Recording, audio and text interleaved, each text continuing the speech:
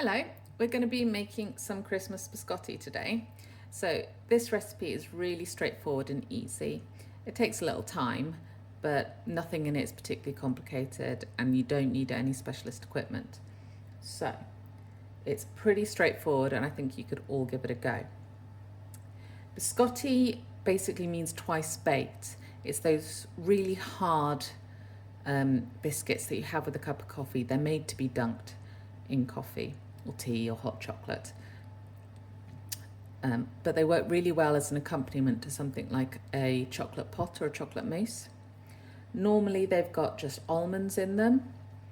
This one that we're doing has got sort of like a gingerbread vibe, and I'm adding some chocolate chips and some hazelnuts and some chocolate orange, some Terry's chocolate orange, which makes it all, oh, and loads of spices, which makes it all way more sort of Christmassy and yummy. I'm sure Italians would be horrified by it. The recipe's made a whole lot easier if you do a load of prep work before you start. So I've preheated my oven to 180. I've got a baking tray that I've lined.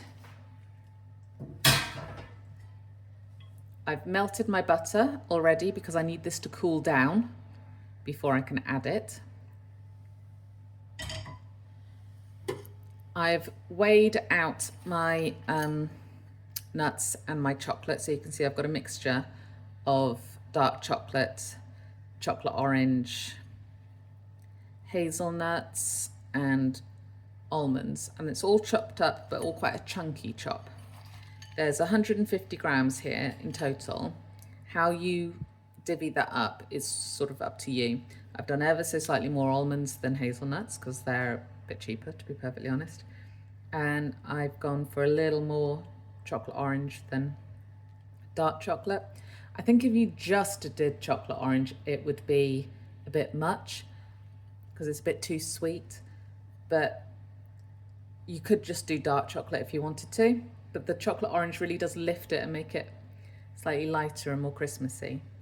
I reckon if you used dark chocolate with orange in, you could do it 100% dark chocolate with orange in. You don't need to put the nuts in, you could just do chocolate chips if you wanted. It's up to you. Talking way too fast, I'm gonna have to slow down so you can actually hear what I'm saying. In a bowl here, I have weighed out my flour, plain flour, and to this I'm going to add 2 teaspoons of baking powder, I think. Oh, hang on a minute. Do you want to see my workings? This is the third iteration of this recipe. It started here, then it went here, and finally we're here. Let me see, what did I say? Yeah, 2 teaspoons of baking powder, 3 teaspoons of ginger. So 1, 2, 3.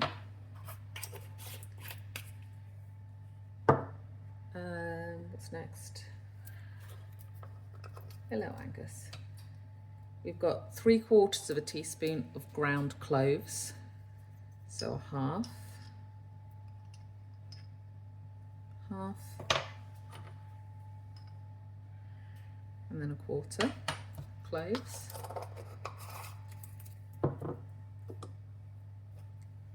And yes, Angus,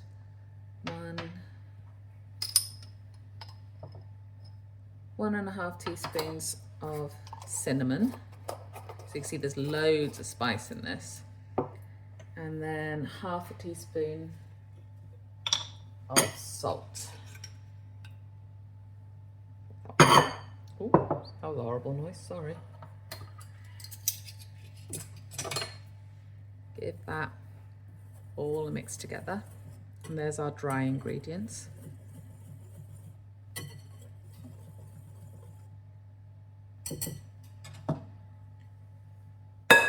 Oh dear me, what's the matter with me today? Oh no, forgot something.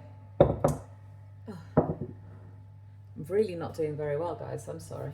I'm not going to start again now. Freshly ground black pepper. You need half a teaspoon of this. So you can just use the pepper grinder. I got some peppercorns and just ground them up myself. But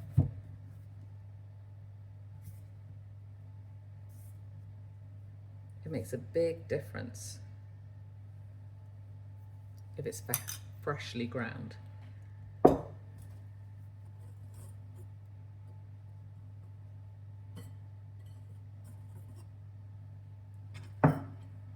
Making a nice mess as well.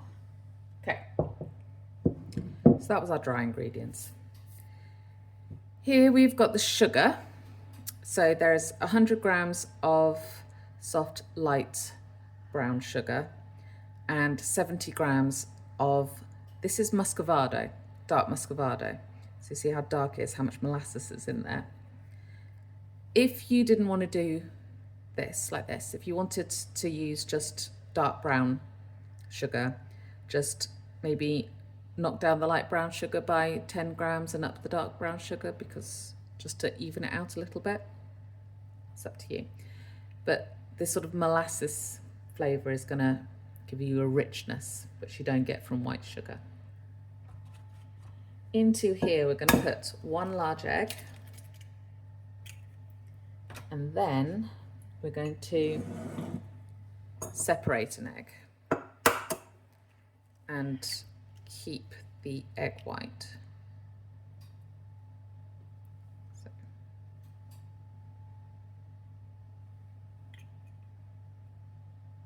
Put the egg yolk goes in, egg white we're going to put to one side because we need that later. I'm going to wash my hands. Okay, so we're going to whisk this now until it's really light, sort of creamy looking.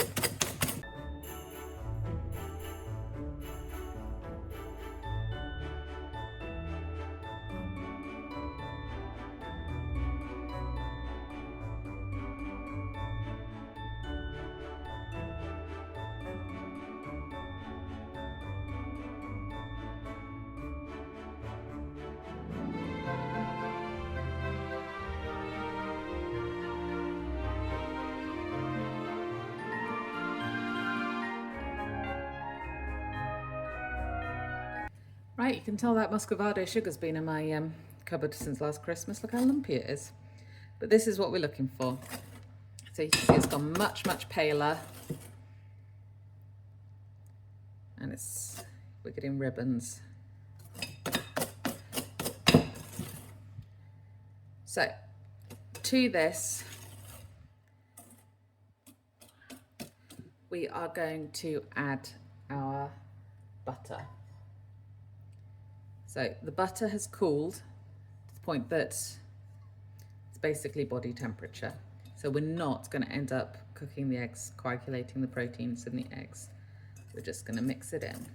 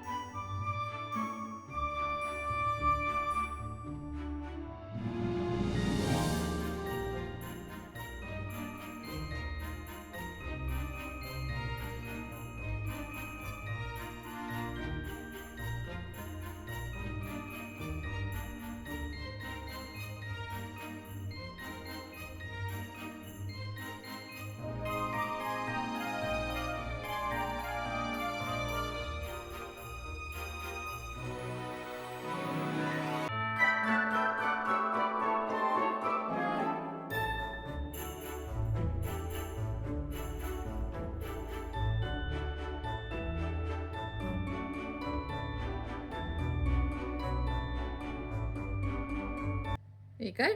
Doesn't that look beautiful? Yes, Angus, it does. He sat in front of his food cupboard. looking miserable, but it's not his dinner time.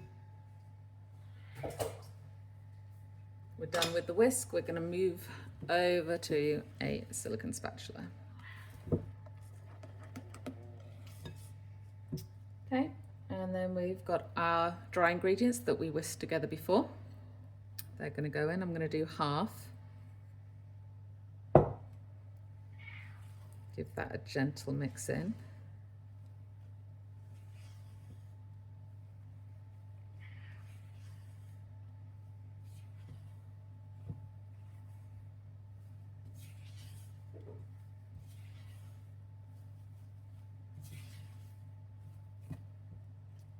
Before I go in with the other half.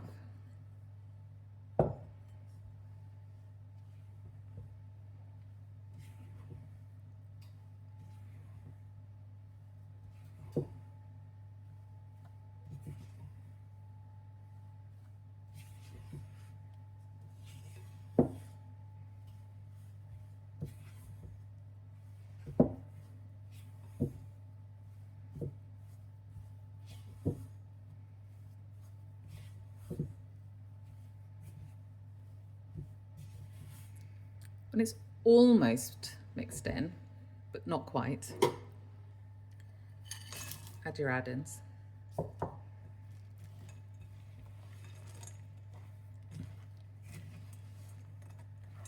We don't want to over mix it, as always, when, you know, once you add the flour, you've got to be a bit careful not to overwork.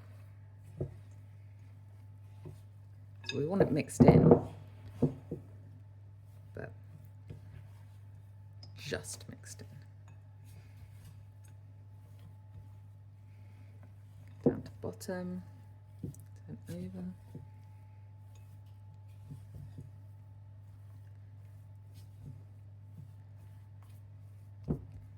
And unlike lots of cookie doughs, we don't need to let this rest. We can just cook it straight away, which is good. Just pop it to that for now.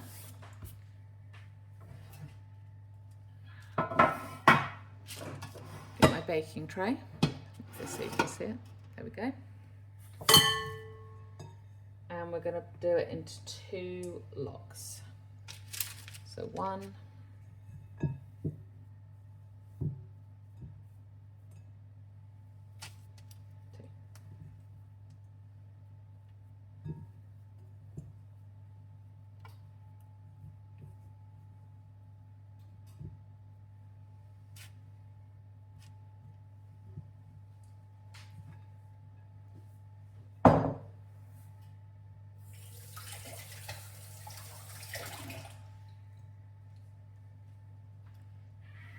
Get your hands wet, just with water, and then you can just push it out into like a log shape. You want to get the chocolate and just squidge it in. You don't really want any big lumps of chocolate on the outside.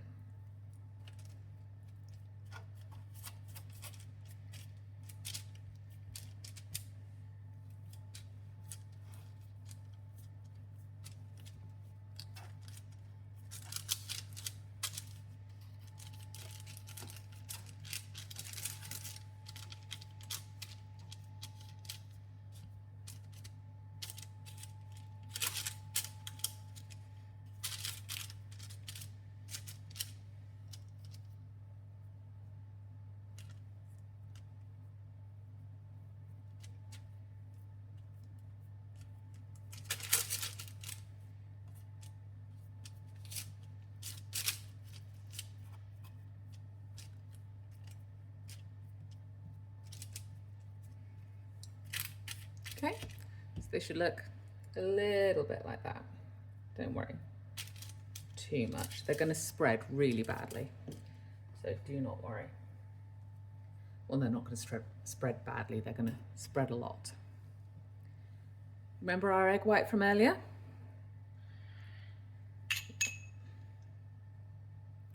We're going to dab, dab, dab, dab, dab that all over the top.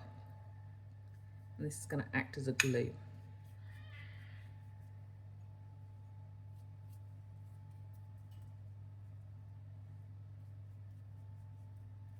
This is optional, by the way, you don't have to do this bit.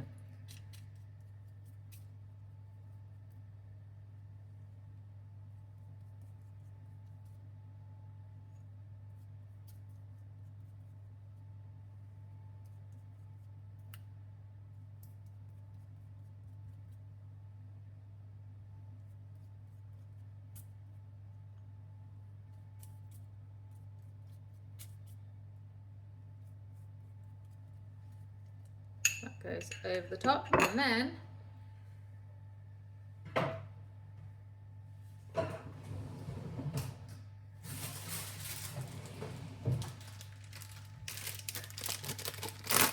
this is demerara sugar. You could just use granulated sugar like you put in your tea or coffee if you wanted, but see, demerara sugar. I'm going to sprinkle that liberally over the top, and then it will melt to make like a very crystallized outside. Slightly crunchy. Don't ask me how much. Some, depends how big you've done it. Do the sides.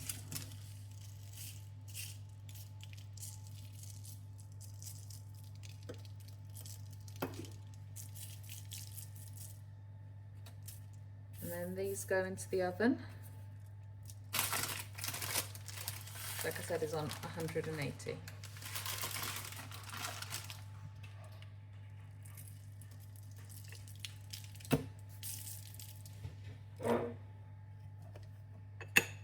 Okay, so they cooked for about 35 minutes, and you see how much they've spread. This is just one, but it's spread huge amounts. And you can see that the sugar's gone sort of crystallized on the top and crunchy. The next step is you need to let them cool down. You can see I could pick this up for about 20 to 30 minutes. This one's had about 15 or so minutes, but I'm in a bit of a rush. In that time, you want to lower the temperature of your oven from 180 down to 160. And what you're going to do now is you are going to slice this. So I'm going to cut off the ends because I don't want that. Oh, you need to use a serrated knife, like a bread knife. This end bit, chef's perk, that's for you. And then we're going to cut, see if I can turn it, about 1.5 centimeters.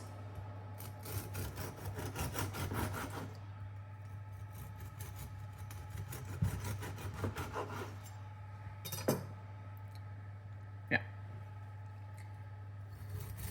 And you have to be super gentle.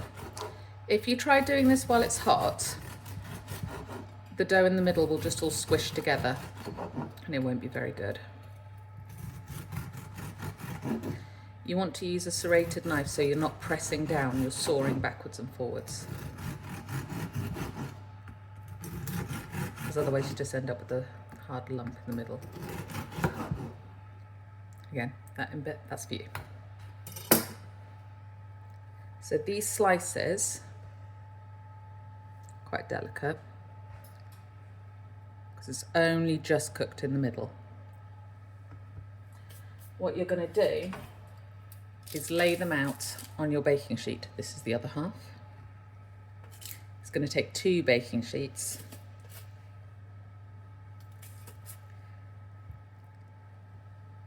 But you're going to lay them out so there's room for air to move around them. And bake them at 160 for about 15 minutes. That's their second bake, because remember they're twice baked. And they should come out looking like this, which is not that different, but slightly more golden around the outside and dry in the middle. Okay? Leave them to cool on the trays, and once they're done, they look like this, and they should be hard. Like I say, you dip them into your coffee, and that's basically it. That's how you make biscotti, and they taste amazing, I promise. But yeah, they're for dipping, or you can just crunch them if you like.